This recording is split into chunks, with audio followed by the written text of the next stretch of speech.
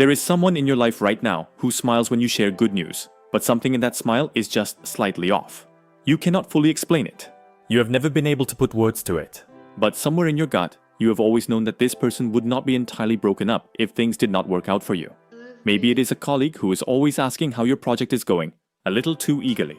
Maybe it is a friend who gives you advice that always seems to lead you slightly in the wrong direction.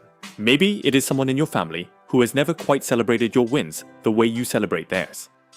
You have been dismissing that feeling, telling yourself you are overthinking it, telling yourself that not everyone is out to get you.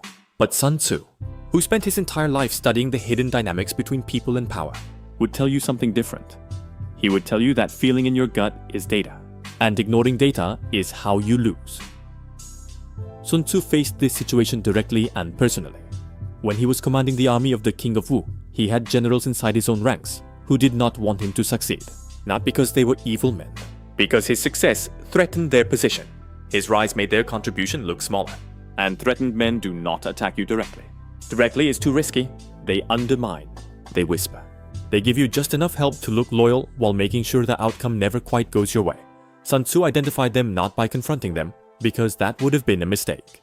He identified them by watching the gap between what they said and what they did. A general who told him everything was ready, but whose troops were never quite where they were supposed to be.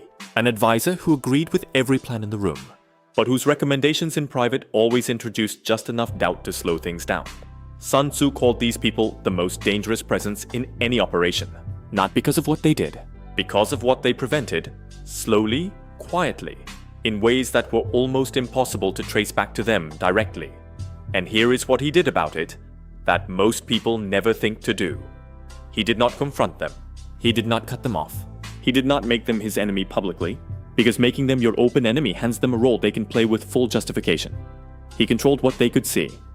He started feeding different information to different people. Plans that were slightly different versions of each other. Close enough to be believable. Different enough that when something leaked, he knew exactly where it came from. He let them feel like they still had access while quietly removing their ability to do real damage. They thought they were still inside the operation. They were watching a performance. And while they were busy managing information that was never real, Sun Tzu moved the actual plan forward without them touching it. Now let us bring this into your life. Because you do not need to be commanding an army for this to apply directly to you. Think about that person you have a feeling about. The one this video made you think of in the first 30 seconds. Do this. Stop telling them what is actually happening. Not dramatically, not coldly, just quietly. When they ask how things are going, give them a version that is positive enough to not raise suspicion, but vague enough to give them nothing real. You are not lying. You are protecting your operation. There is a difference.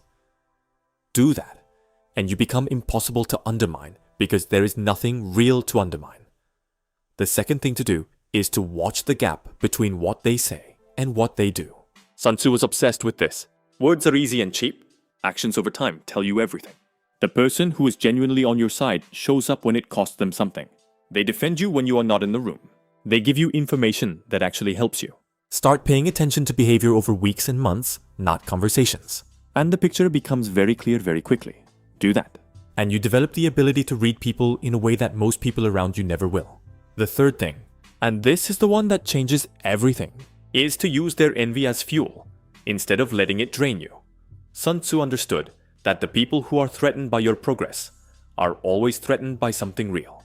Nobody envies a person who is going nowhere. The fact that someone is quietly hoping you fail is confirmation. Confirmed by them without them meaning to that you are moving in the direction that matters. Do that. And the people who are trying to slow you down become the very reason you accelerate. Here is your challenge. Think of one person in your life right now who fits this picture. And starting today, give them less. Less information. Less access. Less visibility into what you are actually building. Not as punishment. As strategy. Watch what happens to your peace of mind when the people who do not want you to win no longer know enough about your plans to interfere with them. Sun Tzu won battles before they started by controlling what his enemies knew. You can do the same thing starting today without anyone ever realizing you made a move at all. The next video is going to bring both Machiavelli and Marcus Aurelius together for something that will hit very close to home. What the most powerful men in history understood about respect, and the one mistake that cost most people theirs without them ever realizing it. You do not want to miss that one.